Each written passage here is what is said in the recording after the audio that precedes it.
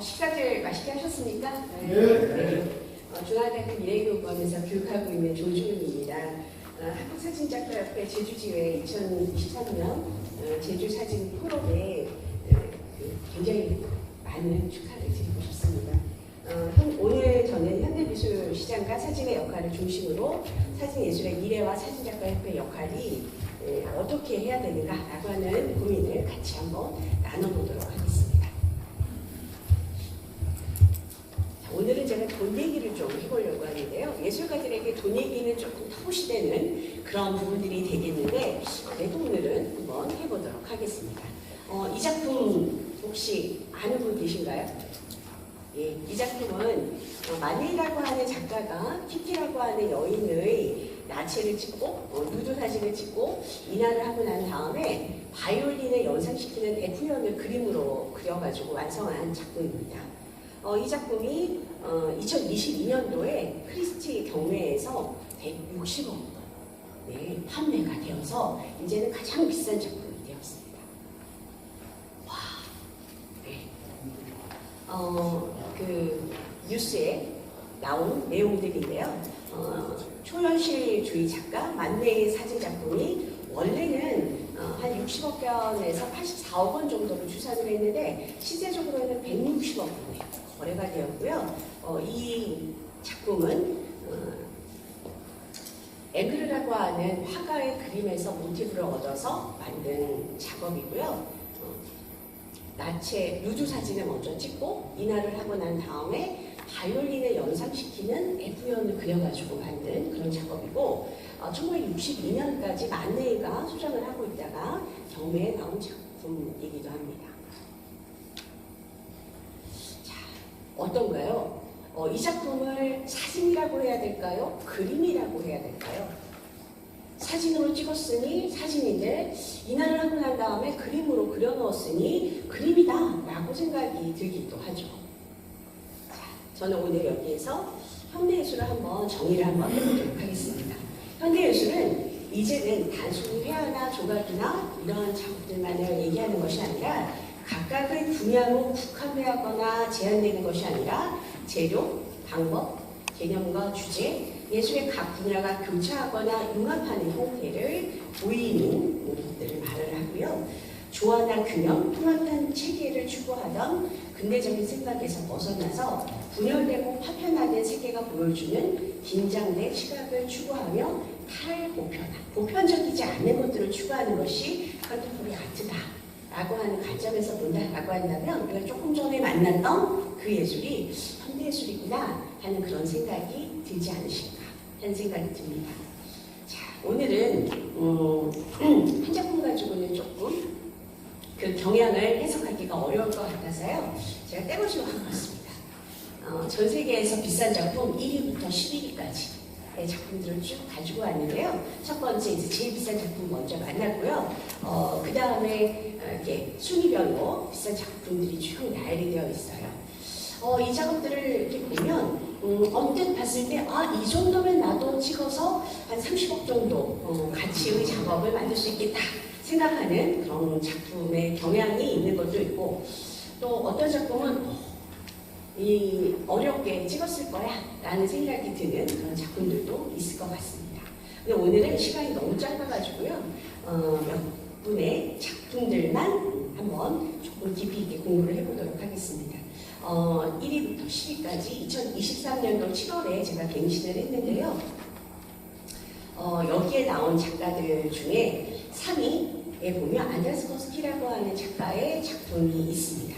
그런데 이 안드레스 거스키라고 하는 작가의 작품은 3위에만 있지 않고요. 8위에도 있고 그리고 또 9위에도 랭크가 되어 있습니다. 그래서 오늘은 안드레스 거스키라고 하는 작가의 작품을 조금 분석을 해보려고 하고요. 그 다음에 4위하고 11위, 12위 순위에서 좀 벗어나기는 했지만 그 11위에 랭크가 되어 있는 신철범이라고 하는 작가의 작품도 역시 굉장히 반복적으로 보여지는 그런 작품이기도 합니다. 그리고 조금 더 우리가 공부할 부분들이 있는 6위의 제퍼리라고 하는 작가의 작품, 그 다음에 7위의 리차드 프린슨이라고 하는 작가의 작품을 한번 조금 더 분석해서 보도록 하겠습니다. 자, 그 조금 전에 만났던 작품보다는 조금 쌉니다. 한 39억 정도 되는 그런 작품인데요. 슈퍼마켓 찍은 작품입니다. 어떠세요, 여러분? 이 작품 보니까 나도 뭐 39억 준다라고 하면 이 정도 찍을 수 있겠다. 이런 자부심이 막 생기시죠? 이 정도면 나도 할 수 있어. 이런 생각이 좀 드시죠? 네. 예. 우리 주변에서 흔히 볼 수 있는 슈퍼마켓을 찍은 사진인데요. 제목이 99센트 샵입니다. 우리로 치면 다이소 1000원 샵 정도를 찍은 작품입니다. 언뜻 보면 별로 어렵지 않은 것 같아 보이고, 그리고 또 이 내부에 있는 모든 물건을 다 팔아도 한 40억 되지 않을 것 같은 그런 이미지죠. 왜 이 작품이 거의 40억 원에 육박할 정도의 가치를 인정받는가라고 하는 것들을 한번 좀 면밀히 들여다보도록 할게요. 예, 위쪽은 전체 이미지고요. 아래쪽은 부분적으로 제가 확대를 해놓은 그런 사진인데요. 이 작업은, 이 작품은 제가 아모레 퍼시픽 미술관에서 얼마 전에 안드레아스 거스키 전시가 있었는데 거기에 전시를 보러 가서 부분적으로 확대를 해서 찍은 작품입니다. 아래는 작품이 아니라 이미지입니다. 자, 이 이미지는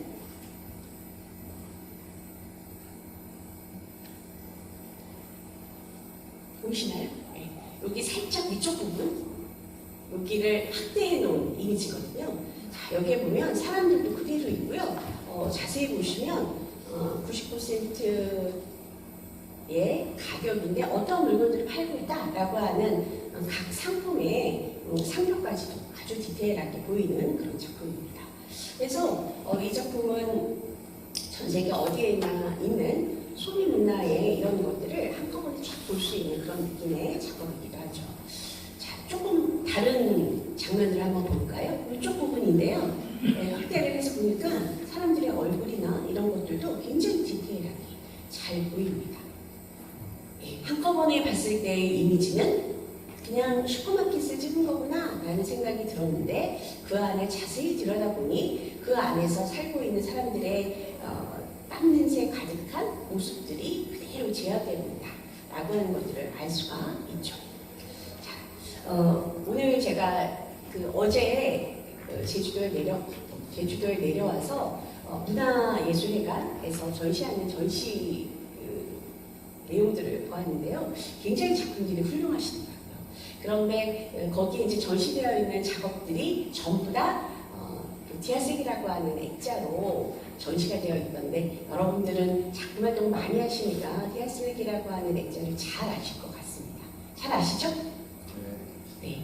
안드레아스 거스키가 바로 디아색이라고 하는 액자를 거의 초반에 사용을 했던 작가인데요. 지금 이 작품을 보면 여기 위쪽에 있는 이미지는 안드레아스 거스키의 홈페이지에서 다운을 받은 그런 파일이고요. 아래쪽은 제가 전시를 보면서 찍어가지고 오는 거라 지금 빔 프로젝트 상에서는 크게 구별이 되지 않을 것 같기도 한데 약간 어른어른해 보이는 그런 느낌들이 좀 있으실 겁니다. 왜 어른어른하냐면 액자 자체를 찍었기 때문인데요. 바로 안드레아스 거스키가 사용한 액자가 디아색이라고 하는 액자입니다. 원래는 건물의 외벽에 들어가는 건축자재였던 강화 압축 유리를 처음으로 작품의 액자로 시도해서 사용을 한 작가가 안드레아스 거스키입니다. 그래서 우리 지금은 디아색이라고 하는 액자, 물론 이름도 굉장히 다양하게 바뀌기도 했지만 디아색이라고 하는 액자를 별로 어렵지 않게 아주 저렴한 가격으로 사용을 하고 있는데 바로 그 최초의 시작이 안드레아스 거스키 작가이기도 한 거죠. 거스키의 또 다른 작품을 한번 보도록 할게요. 라인강을 찍은 라인2라고 하는 작품인데요. 혹시 독일 여행을 갔다 오신 분들은 내가 봤던 라인강은 이런 느낌 아니었는데 라는 생각이 드실 수도 있을 것 같아요. 주변에 건물도 없고 그리고 풍경을 이루는 자연 경관들도 없습니다. 그리고 초록색 라인, 회색 라인들이 반복적으로 보여지는 것들이 어떻게 보면 약간 추상적인 그런 느낌이 들기도 하고 그리고 또 이 지구에 없는 그런 풍경의 모습들을 느끼게 하는 그런 장면들이기도 합니다.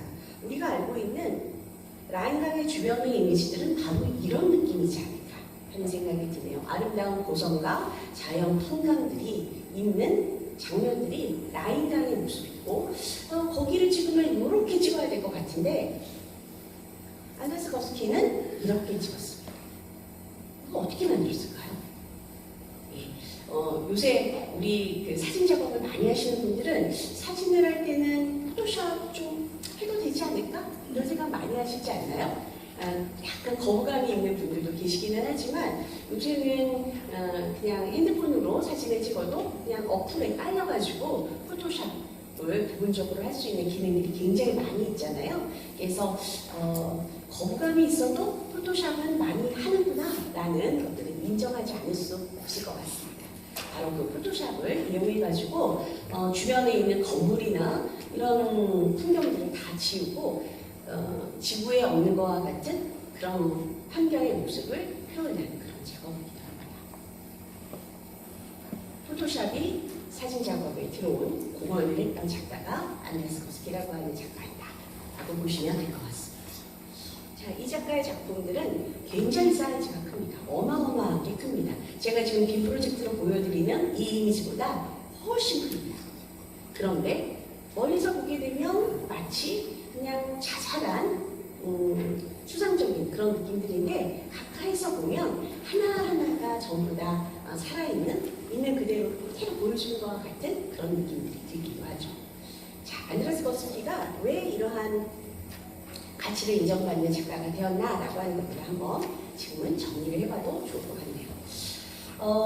일단 안데르스 거스키는 주제가 확정되었다라고 얘기를 하는데요. 연출된 사진이 아니에요. 그런데 마치 연출된 것처럼 반복적이고 똑같은 형태가 배치되는 이러한 작업들이어서 물질 만능주의적인 현대의 메시지를 전달하는 요소가 있습니다.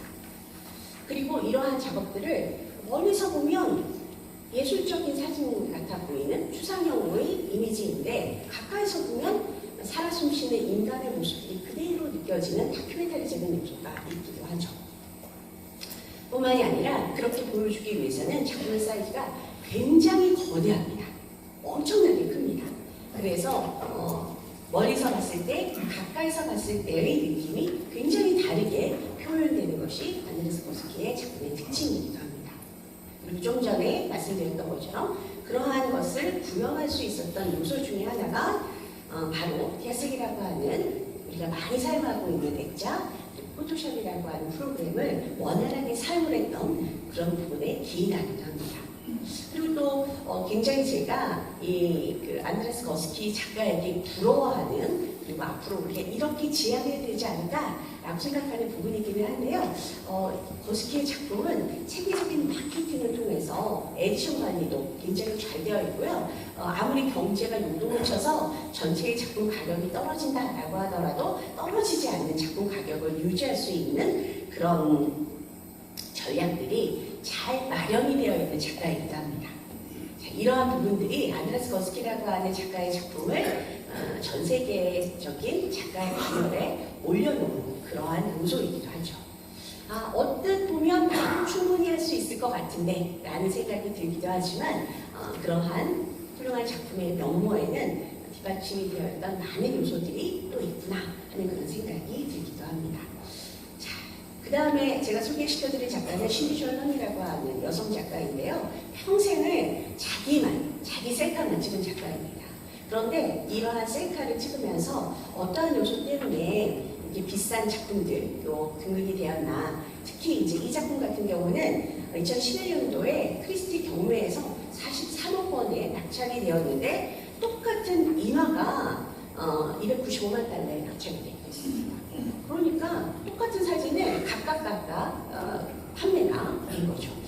자, 이 작품이 왜 그렇게 인기가 좋냐라고 하면 시대적인 상황들, 페미니즘적인 요소가 있었던 시대적인 상황들 그리고 극적이고 애매모호한 순간들을 이제 본인이 퍼포먼스적인 요소를 이용해가지고 연출했던 이런 것들이 의미가 있어서 비싼 작가가 되기도 했죠. 신디 셜런은 우리는 너는 사진가야 라고 하고 싶은데 나는 사진가가 아니야, 나는 아티스트야 라고 얘기하는 작가이기도 합니다. 사진작품인데 퍼포먼스적인 요소가 있는 것, 시대적인 상황들을 반영한 작품이라고 하는 것이 중요한 의미이기도 한 거죠. 자, 세 번째 소개시켜드릴 작가는 리차드 프린슨이라고 하는 작가인데요. 이 작가는 자기가 사진을 찍지 않았습니다.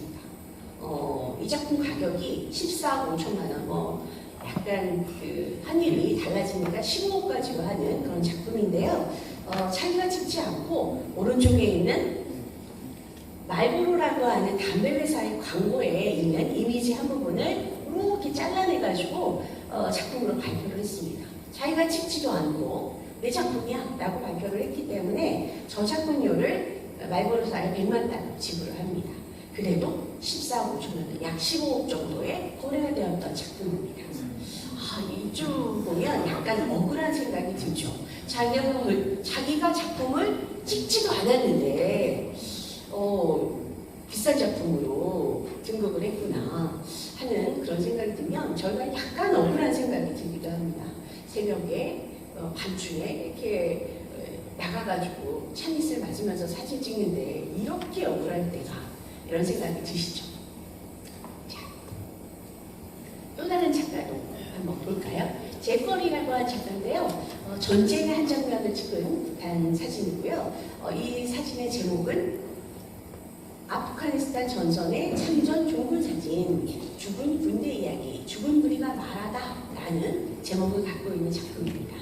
제목을 보면서 다큐멘터리적인 전쟁 사진의 기록 사진이구나 하는 그런 생각이 드시죠? 그리고 또 언뜻 보면 굉장히 참혹하게 전선에서 널브러져 있는 이런 모습들로 보여지거든요.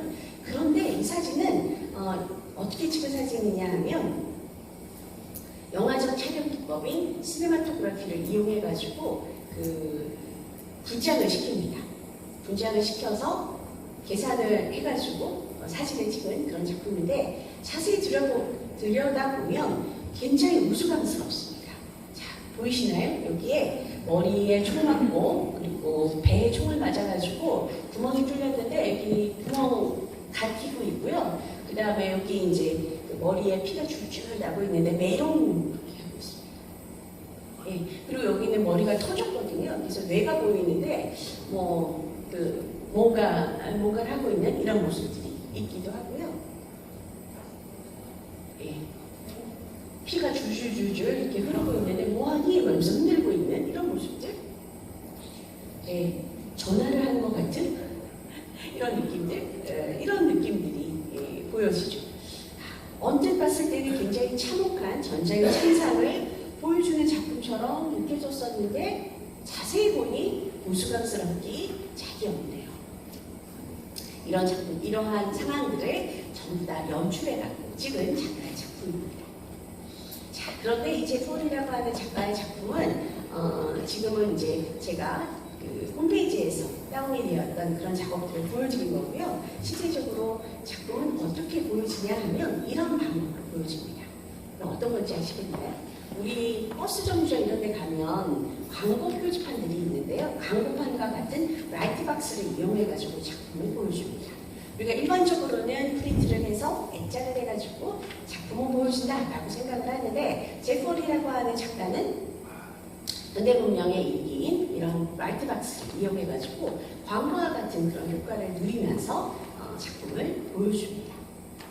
저는 그래서 그 작품을 감상할 때는 컴퓨터에서 파일로만 보지 마시고 실제로 전시되어 있는 작품들을 꼭 감상해 보세요 라고 하는 것을 말씀을 드리곤 하거든요.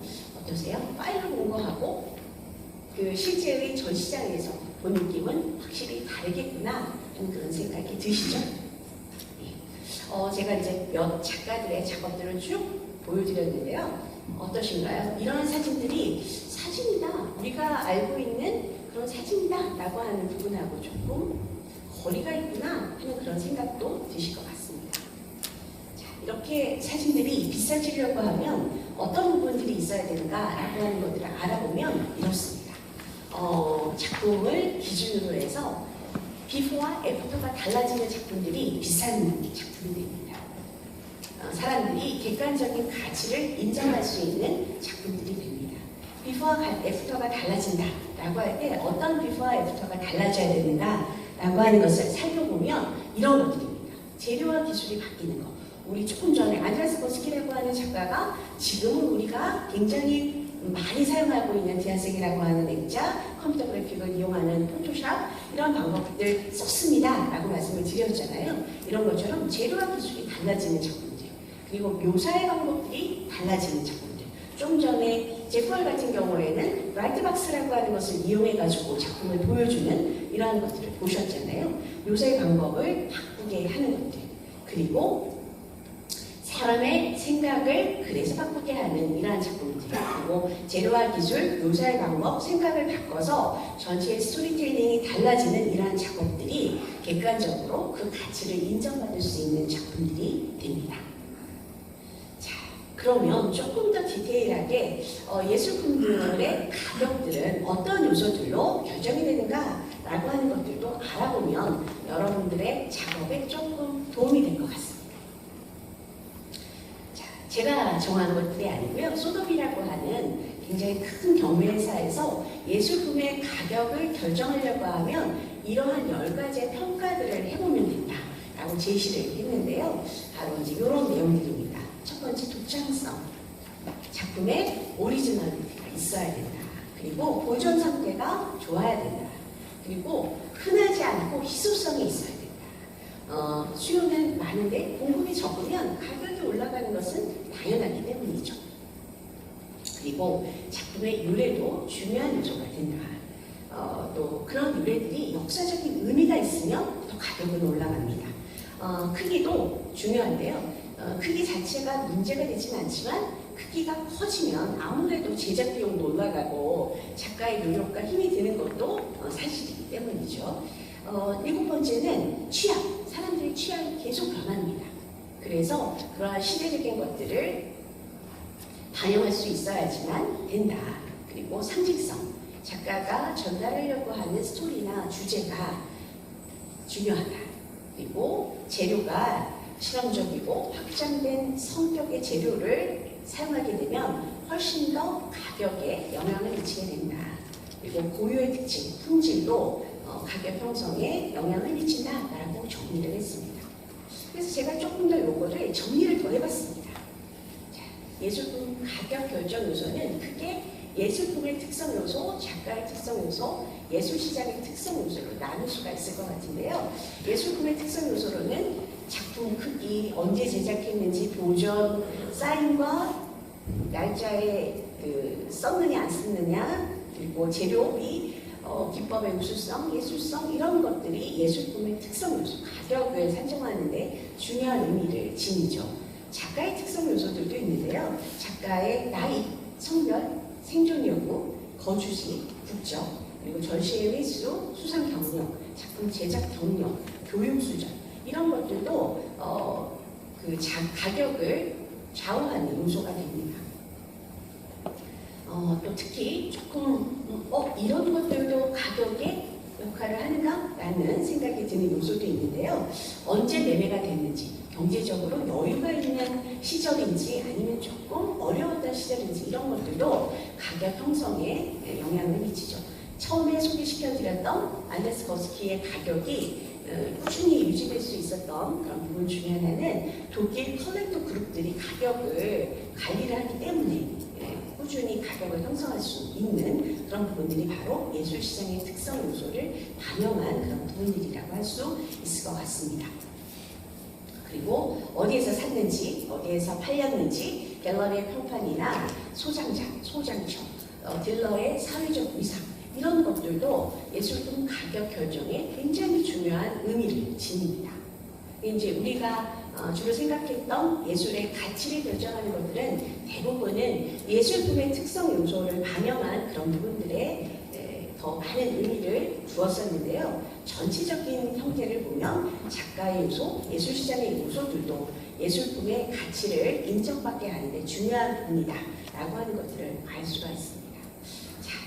자, 가격에 대해서 얘기를 드린다라고 한다면 시장 규모도 얘기를 드려야 될 것 같은데요. 굉장히 굿뉴스 중에 하나는 2018년도와 2022년도를 비교를 해보면 시장이 굉장히 폭발적으로 팽창을 해가지고 거의 2배 이상 시장이 커졌습니다. 이만큼 예술에 관심을 갖고 계신 분들이 많아졌다라고 하는 것들을 알 수가 있고요. 더 좋은 뉴스 중에 하나는 투자를 해가지고 굉장히 다양한 곳에서 수익들을 낼 수가 있잖아요. 그런데 다른 어떠한 분야보다 미술을 통해서, 예술들을 통해서 큰 수익을 낼 수 있다라고 하는 것들을 알 수가 있고, 그 중에서도 현대 미술 작품들은 아주 다른 투자 자산에 비해서 전혀 홀리지 않게 큰 수익을 낼 수 있는 그런 부분들이 있기도 합니다. 자, 그렇다라고 한다면 이렇게 왜 갑자기 미술품들의 관심들이 많아졌고 또 많은 분들이 사게 됐나라고 하는 것들을 알아본다라고 하면 이렇습니다.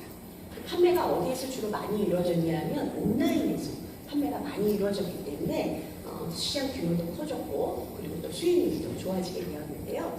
이러한 현대 미술 시장을 반영하는 요소 중에 하나는 온라인화와 MZ세대의 참여 그리고 인플루언서의 역할이 컸기 때문이고 분석되어지고 있습니다. 자, 현대 예술의 가장 큰 줄기 중에 하나인 사진 예술 시장 역시 현대 예술 시장에 영향을 많이 받잖아요. 그래서 현대적이고 과학적인 예술인 사진이야말로 현대 예술 시장의 변화와 발전을 조금 적극적으로 반영할 필요가 있지 않나 하는 그런 생각이 듭니다. 자, 그러면 제일 핫한 현대 예술 한번 보도록 할까요? NFT인데요. 케빈 아부시의 포에버 온주라고 하는 작품입니다. 이 작품은 그냥 장미꽃 찍은 건데 이더리움 블랙체인 기반으로 해가지고 세계 최초로 거래가 되었던 작품이고요. 10명의 구매자에게 조각으로 판매가 되어서 13억 5,500만 원에 판매가 되었던 작품입니다. 네, 이런 뉴스가 났죠. 또 다른 사진, 비싼 사진 중에 하나는 NFT의 사진 중에 하나는 바로 이 개사진입니다. 네, 도지라고 하는 원작 사진인데요. 일론 머스크가 도지코인이라고 하는 것을 만들면서 이 사진을 이용해가지고 이미지를 만들었고요. 그러다 보니 이 도지 사진이 45억 원에 판매가 되었습니다. 어떠신가요? 이 사진 그냥 너무 성의 없이 찍은 사진 아닌가? 그런데 45억 원이라니 이런 생각이 들기도 하시죠? 발터 베냐민이 사진에 대해서 이런 얘기를 했습니다. 사진으로 혁명을, 사진으로 새로운 인식을, 그리고 매체 변화와 더불어 사유의 대상과 방식 또한 변화가 있다. 예술의 성취를 더 많은 대중에게 돌려줄 수 있는 절호의 기회가 사진이다. 이런 얘기를 했습니다. 예술을 이해하는 개념이 변화되는 거죠. 예전에는 예술이 인간에게 영감을 주는 것이 예술의 역할이었다라고 한다면 이제는 능동적인 참여와 수동적인 소비, 상호 교류적인 예술로 이동하고 있다라고 하는 것을 알 수가 있습니다. 현대예술의 특징은 사실에서 표현, 제작에서 선택, 완성에서 과정, 영속에서 순간으로 이동하는 이런 부분들을 보이고 있는데요. 이러한 현대예술의 특징들을 반영을 해서 사진의 세계에서도 현대예술로서 그 지평을 좀 넓혀야 되지 않을까 하는 그런 생각이 듭니다. 그래서 현대예술의 특징이 작가의 주관적인 느낌이나 감정을 표현하고 재료나 물건을 선택해서 원하는 효과를 얻는 것, 그리고 결과물이나 아이디어가 창작의 요소가 될 수 있는 그런 부분들, 그리고 이러한 것들을 보여주는 방법을 통해서 작품을 완성하는 것까지가 현대예술이라고 본다라고 한다면 우리 사진작가협회의 역할은 이런 것들을 반영해야 되지 않을까 하는 생각이 듭니다. 제가 사진작가협회의 역할을 어떻게 해야 될까요? 구글에게 물어봤더니 이렇게 대답을 하더라고요. 사진 문화의 발전과 향상을 위하여 공헌하며 국제 간의 문화 교류를 하고 국내 사진작가들의 권위 보호와 지위 향상을 위해서 일해야 된다. 이렇게 대답을 해주더라고요. 지금은 K컬처의 시대입니다. 세계 속에서 사진작가협회의 역할이 무엇보다도 빠르게 변화하는 예술세계에서의 시대를 잇고 시대를 리더해야 되지 않을까 하는 그런 생각이 들고요. 것이고요. 그러기 위해서는 교육과 소통이라고 하는 분야를 조금 더 강화해야 되지 않을까 하는 그런 생각이 듭니다. 오늘 저는 좋은 사진 그리고 인정받는 사진을 위해서는 이런 고민을 좀 해야 되지 않을까 제안드리고 싶습니다. 주제를 확장시키고 그러기 위해서는 작가의 이론들이 있어야 되고 작품을 잘 촬영하는 것도 중요한 요소이긴 하지만 보여주는 방법에 대한 연구가 있어야 되지 않을까. 그리고 그에 따른 체계적인 마케팅적 요소, 에디션 관리라든지 그리고 갤러리를 관리하는 이런 부분들이 있어야 되지 않을까 하는 그런 제안을 드리고 싶습니다. 마지막으로 알버트 아인슈타인의 이 말을 마무리 말로 쓰고 싶습니다. 지식보다 상상력이 더 중요하다. 긴 강의 들어주셔서 감사합니다.